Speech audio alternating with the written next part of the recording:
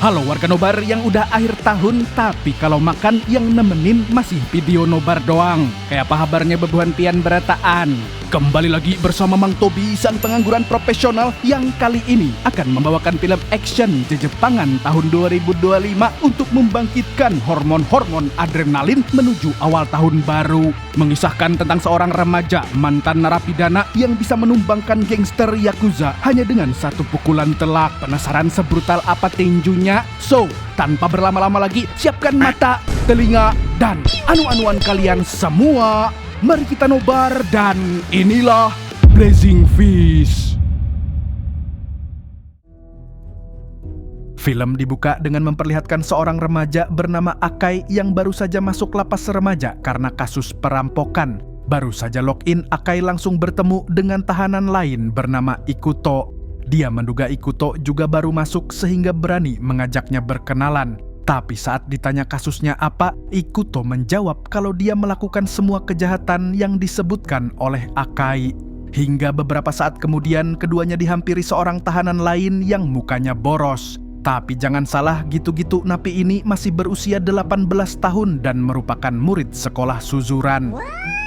Namun karena tidak tahu latar belakangnya, Akai malah langsung nyeplos mengira dia bapak-bapak salah lapas. Alhasil si napi langsung naik pitam dan inilah yang terjadi berikutnya.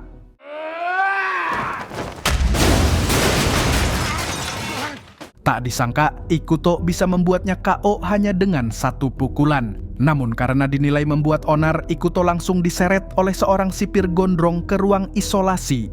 Plot twistnya, Ikuto ternyata bukan napi baru, melainkan tahanan lama yang sudah merajai lapas tersebut. Dan ini bukan pertama kalinya Ikuto diisolasi, sebab sebelumnya dia juga pernah membuat beberapa napi lain KO. Namun, Ikuto yang terlalu OP ternyata membuat si sipir gondrong kebakaran jenggot. Dia jadi seperti punya dendam pribadi dengan Ikuto sampai memperlakukannya secara semena-mena. Bukan itu saja, dia bahkan mempersulit saat Ikuto dinyatakan bisa bebas bersyarat dalam waktu dekat. Sampai-sampai menyinggung soal ayah Ikuto yang sekarang juga dipenjara.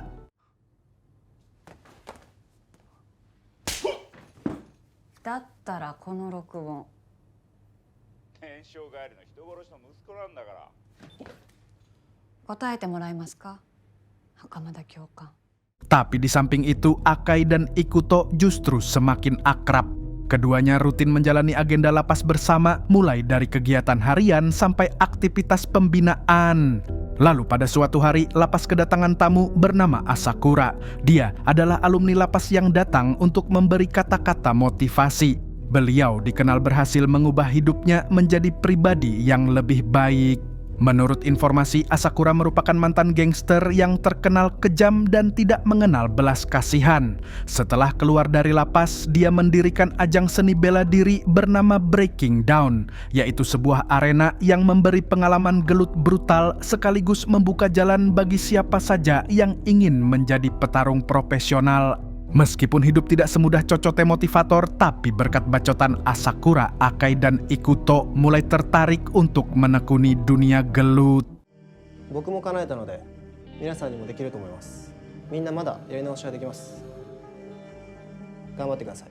Sejak saat itu, keseharian mereka diisi dengan olahraga dan latihan fisik. Semua dilakukan demi mengejar impian yang sama, yakni menjadi kang gelut profesional. Lalu karena sudah merasa dekat, Ikuto akhirnya membuka alasan kenapa dia bisa berada di lapas. Dan rupanya dia dituduh sebagai perampok karena memakai jaket dengan warna yang sama seperti pelaku aslinya. Akai yang mendengar itu pun langsung terdiam 1000 bahasa. Pasalnya, perampok yang dimaksud Ikuto tidak lain adalah Akai sendiri. Sekarang dia jadi ketar-ketir sekaligus merasa bersalah. Bagaimana kalau sampai Ikuto tahu bahwa orang terdekatnya lah yang membuatnya masuk penjara?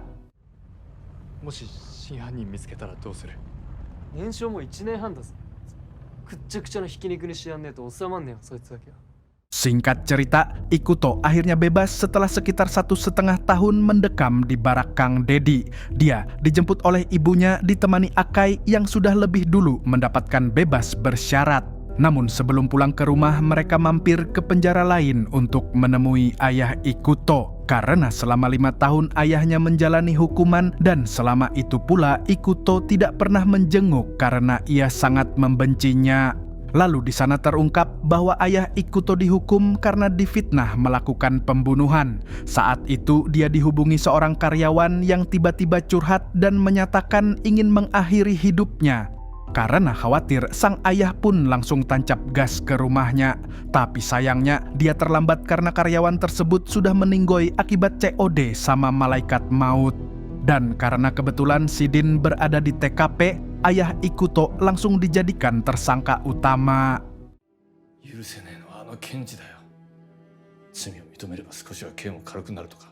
Jaksa sempat memaksa agar dia mengaku, namun sang ayah menolak karena tidak ingin dicap sebagai pembunuh. Dia memilih bertahan pada keyakinannya bahwa suatu hari kebenaran akan terungkap meskipun harus menunggu lama di balik jeruji. Belajar dari pengalamannya yang juga menjadi korban fitnah, Ikuto pun percaya bahwa sang ayah bukanlah seorang penjahat.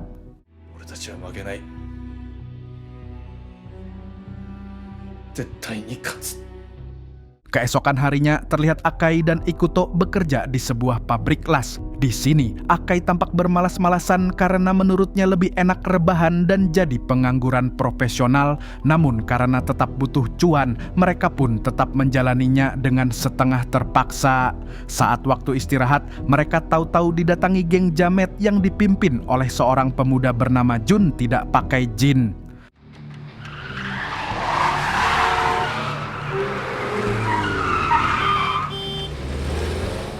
Ternyata Jun pernah satu sekolah dengan Ikuto dan menyimpan rasa iri dengki sejak lama. Penyebabnya yaitu karena semasa SMA dulu Ikuto dikenal sebagai orang terkuat dan paling disegani. Bahkan dia sendirian saja bisa menghabisi sekelompok gangster dengan tinjuan maut andalannya. Jun lalu memperingatkan Ikuto agar tidak menunjukkan diri di wilayah tersebut jika tidak ingin mendapat masalah besar. 聞いてんのかおい警察が面してるな手ぐらい合わせろ Selepas pertemuannya dengan Ikuto, Jun CS langsung nongkrong di sebuah bar milik Mas Gondrong. Lalu di sini salah satu anak buah Jun yang merasa paling harat bin songong bernama Abeken mulai merasa perlu menunjukkan taringnya. Dia berniat menghajar Ikuto sendirian demi membuktikan bahwa geng mereka tak terkalahkan. Namun salah satu rekannya bilang kalau hal itu mustahil mengingat dulu Abeken pernah menjadi bulan-bulanan Ikuto.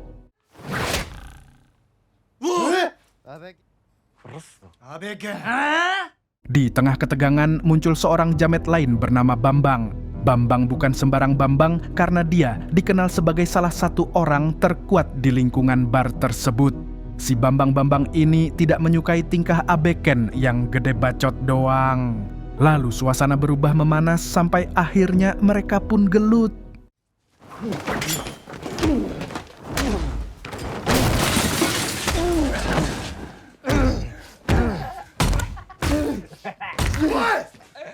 Perkelahian itu langsung dihentikan oleh Mas Gondrong yang melarang adanya pergelutan di bar miliknya.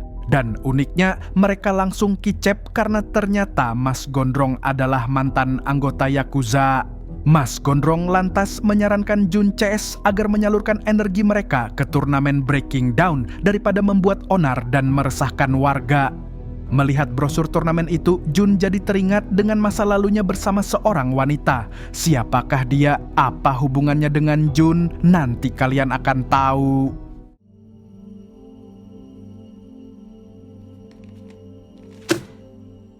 Sementara di sisi lain, Ikuto dan Akai yang baru pulang kerja langsung pergi ke sebuah sasana tinju.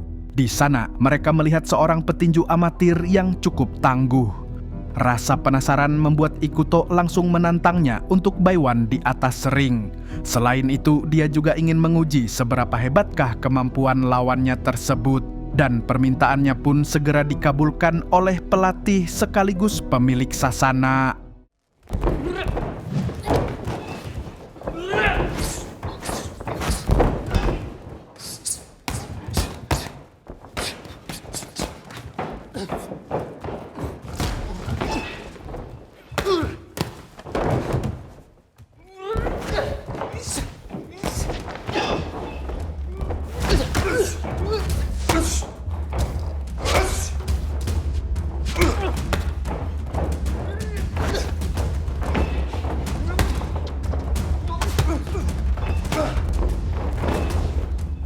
Namun karena Ikuto selama ini hanya mengandalkan tutorial gelut dari YouTube, dia pun sempat dibuat kewalahan oleh petinju yang tekniknya lebih rapi. Meski begitu, saat lawannya mulai di atas angin, Ikuto justru memanfaatkan momen untuk membalik keadaan.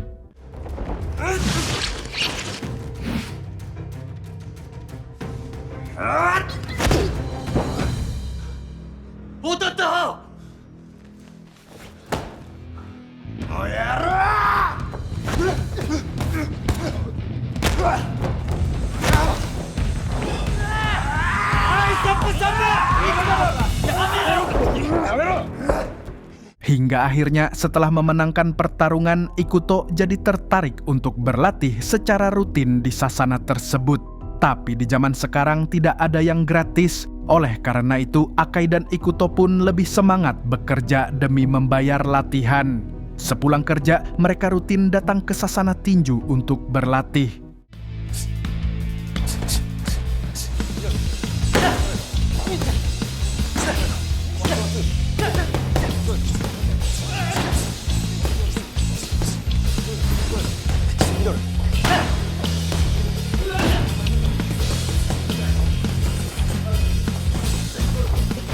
Lalu agar perjuangannya lebih berkah, keduanya juga meminta restu dari ibu masing-masing untuk mengikuti audisi Breaking Down. Dukungan pun datang terutama dari ibu Akai yang terus mendoakan keberhasilan anaknya. Selama jalan yang ditempuh tidak membuat Akai terjerumus dalam dunia yang bisa merugikan diri sendiri dan orang lain. Yatte mitara. Suatu hari sepulang kerja, Akai yang baru tiba di sasana tinju tak kajut mendapati dua teman sekelasnya juga berada di sana. Teman itu bernama Yuki dan dia adalah influencer dengan followers ratusan ribu. Sebagai salah satu follower, Akai pun lantas menghampirinya, tapi tampaknya Yuki lebih tertarik dengan Ikuto yang lebih cool, looks maxing dan mewing. Lalu dari pertemuan itu diketahui bahwa Yuki merupakan adik dari petinju yang sebelumnya bertarung dengan Ikuto. Namun ketenangan itu tidak bertahan lama sebab mereka kedatangan tamu tak diundang, yakni Jun dan antek-anteknya. Demi menghindari keributan, pemilik sasana menyarankan agar masalah diselesaikan secara terhormat di atas ring. Usulan itu pun diterima dan Bambang mengajukan diri untuk menghadapi Ikuto. Mendengarnya, Akai pun tiba-tiba ingin maju dengan sebuah tekad kuat. Dan beberapa saat kemudian pergelutan brutal akhirnya dimulai.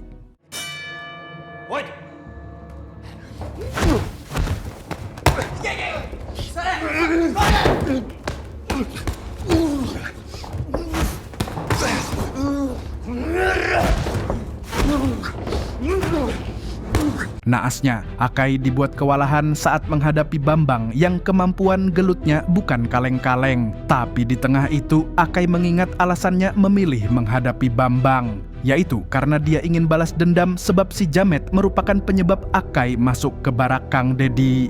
Dulu Akai kerap dirundung dan dipalak oleh Bambang hingga terpaksa melakukan perampokan demi memenuhi tuntutannya. Maka sekarang Akai ingin memberi pelajaran sekaligus membuktikan bahwa dirinya bukan lagi anak lemah.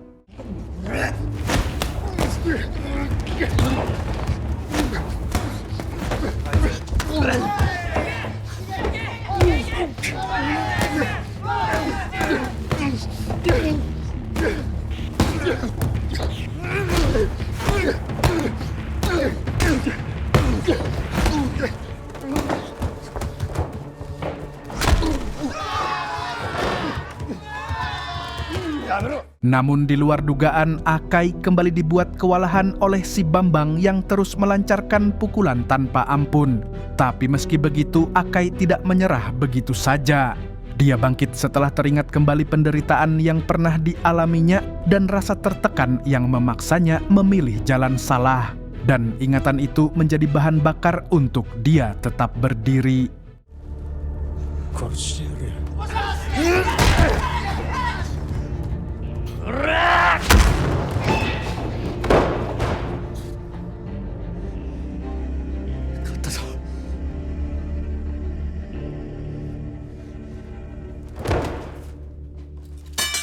Setelah urusan Akai selesai, giliran Ikuto yang naik menghadapi Jun. Berbeda dari sebelumnya, pertarungan kali ini berlangsung lebih sengit sebab Jun dikenal sebagai orang terkuat kedua di sekolah mereka dulu, tepat di bawah Ikuto.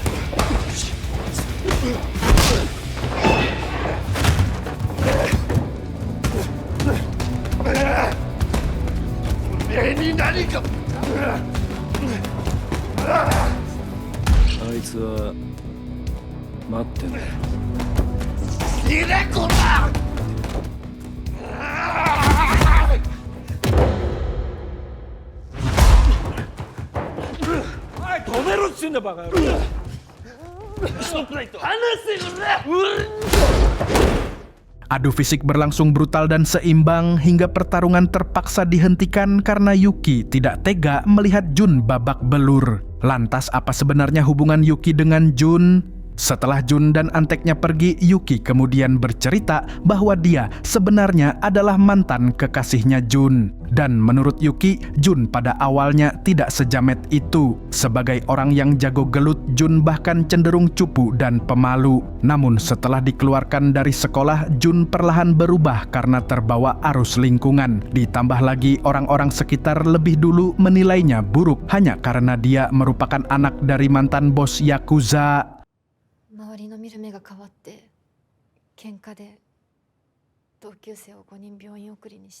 Mendengar cerita Yuki, Ikuto pun langsung mengutarakan pandangannya. Menurutnya, Jun belum jatuh ke jurang dan masih bisa diselamatkan dari dunia gelap pergengsteran.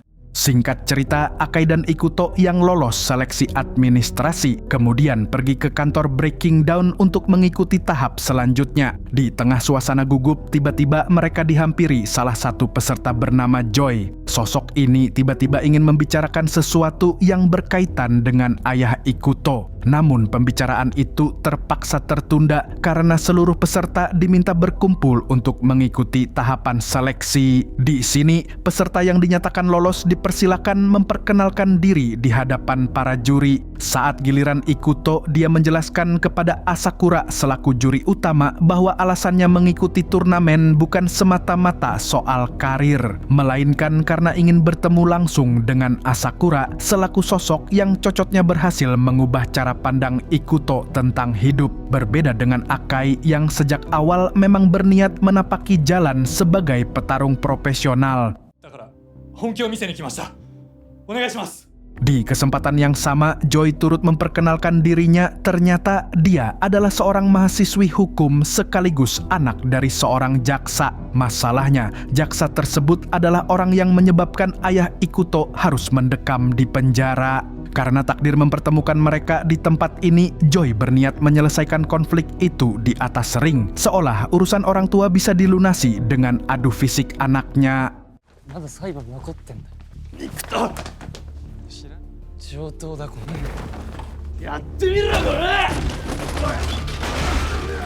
Sementara itu, Jun dan Bambang berada di sebuah area sepi untuk bertemu dengan Yuki. Karena tidak ingin mengganggu pembicaraan mereka, teman Yuki kemudian mengajak Bambang pergi ke tempat lain. Di sana, Jun akhirnya menyampaikan penyesalan atas keputusannya di masa lalu yang sudah mengakhiri hubungan mereka tanpa alasan jelas. Yuki yang sejak awal menganggap kejadian itu bukan luka besar pun memaafkannya. Karena rupanya dia masih menyimpan perasaan cinta terhadap Jun. Anjay.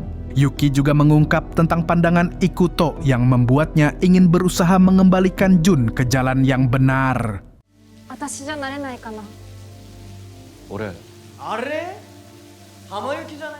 Namun momen damai itu tidak bertahan lama. Mereka tiba-tiba didatangi sekelompok anggota geng motor. Dengan muka jametnya, mereka menggoda Yuki yang sontak membuat Jun naik pitam.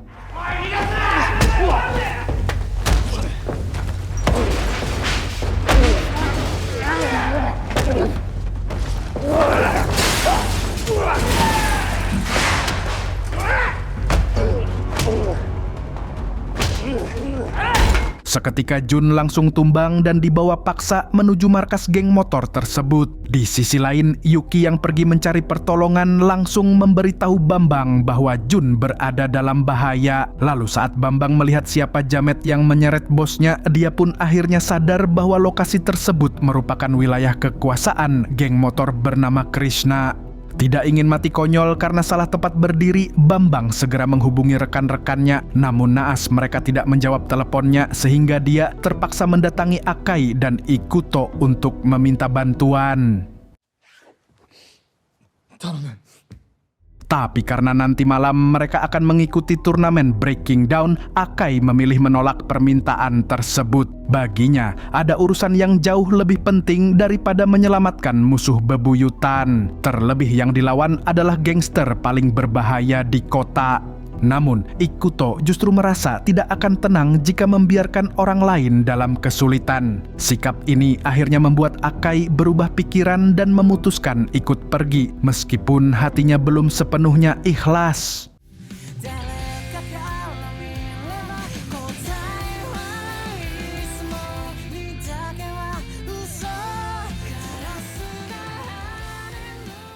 Sementara di markas Krishna, pimpinan mereka yang bernama Mido bin Samidi justru merasa kecewa terhadap anak buahnya. Menurutnya, tindakan menculik Jun adalah perbuatan kekanak-kanakan yang tidak mencerminkan wibawa gangster. Karena itu, si Babang Tampan menghukum anak buahnya sendiri sambil menunggu kedatangan teman-teman Jun yang sudah dipastikan akan datang. 5秒でいい。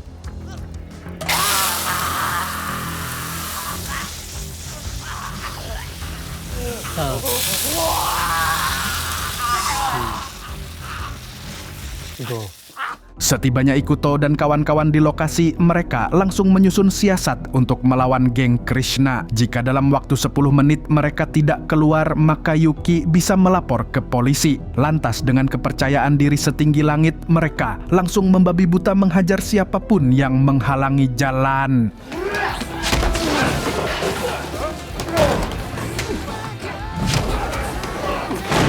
Empat orang berhasil ditumbangkan dan di kepala mereka sisa urusannya tinggal mencari Jun lalu kabur. Namun realita tidak seindah asumsi. Ikuto dan dua timnya mendadak terdiam saat menyadari bahwa jumlah lawannya jauh lebih banyak, yaitu sekitar 60 orang. Tapi meski begitu mereka tetap maju dengan modal nekat.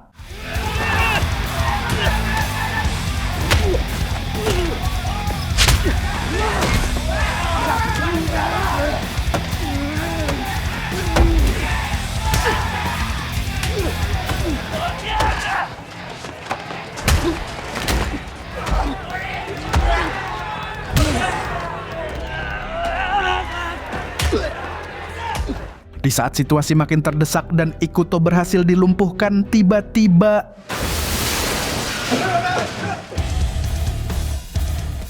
rupanya antek-antek Jun muncul bersama anggota Yakuza yang merupakan anak buah ayah Jun. Seketika keadaan berbalik dari hampir habis menjadi pesta balasan.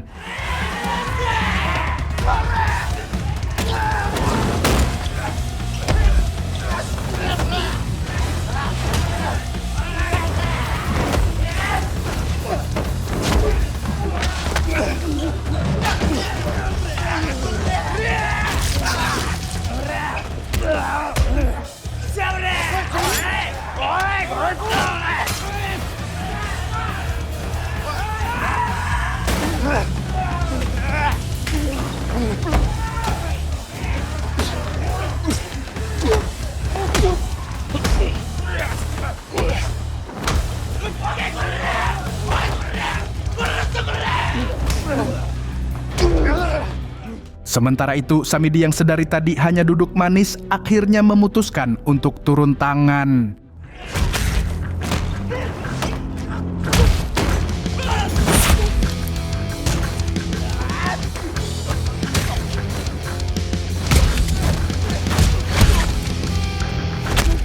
Satu persatu anak buah Jun dihajar olehnya dengan mudah seperti sedang tepok nyamuk. Lalu saat Ikuto akhirnya berhadapan langsung dengan Samidi, seluruh orang di lokasi mendadak terdiam. Semua ingin tahu siapa yang bakal tumbang lebih dulu.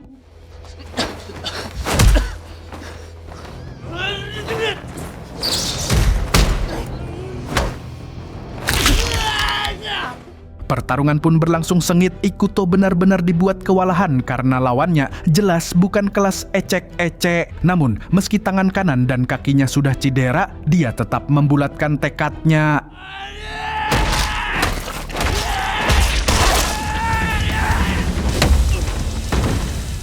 Akhirnya, dengan tinjuan dan tendangan maut, Ikuto berhasil membuat Samidi kepayahan hingga tak sadarkan diri. Usai kejadian itu, Jun yang sama sekali tidak menyangka Ikuto akan datang menolongnya segera mengucapkan terima kasih. Tak lupa dia juga meminta maaf atas sikapnya di masa lalu. Dan pada akhirnya orang yang dulu saling bermusuhan pun akhirnya berdamai.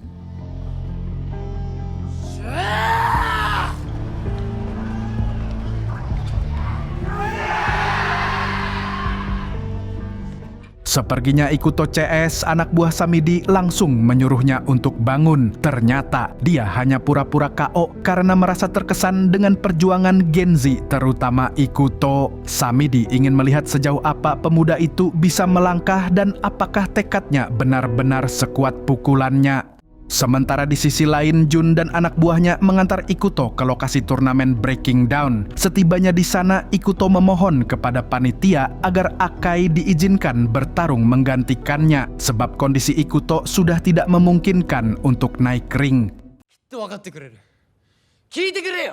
Setelah panitia meminta pertimbangan dari Asakura, permintaan itu pun akhirnya disetujui. Menjelang pertandingan, Akai akhirnya jujur kepada Ikuto bahwa dialah perampok yang dulu membuat Ikuto masuk lapas remaja. Namun di luar dugaan, Ikuto sama sekali tidak marah. Plot twistnya, dia sudah mengetahui kebenaran itu sejak lama dan memilih untuk mengikhlaskannya. Maka sebagai penebus dosa, Ikuto meminta agar Akai berjuang keras dalam pertandingan ini. Akai pun sontak merasa lega sehingga bisa bertarung dengan tenang. Singkat cerita, pertandingan pun akhirnya dimulai.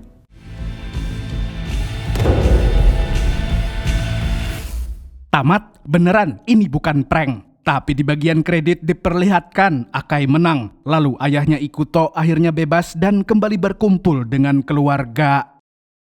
Jadi apa pelajaran yang bisa kita petik? Nah, dari Jun kita belajar kalau musuh terbesar kita kadang bukan orang lain, tapi ego sendiri. Merasa kuat bisa menghadapi gangster sendirian, pas tumbang yang nolong malah musuh bebuyutan. Persis kayak bebuhan pian yang ngakunya bisa apa-apa sendiri, padahal jomblo ngenes butuh dipuk-puk juga. Kasihan.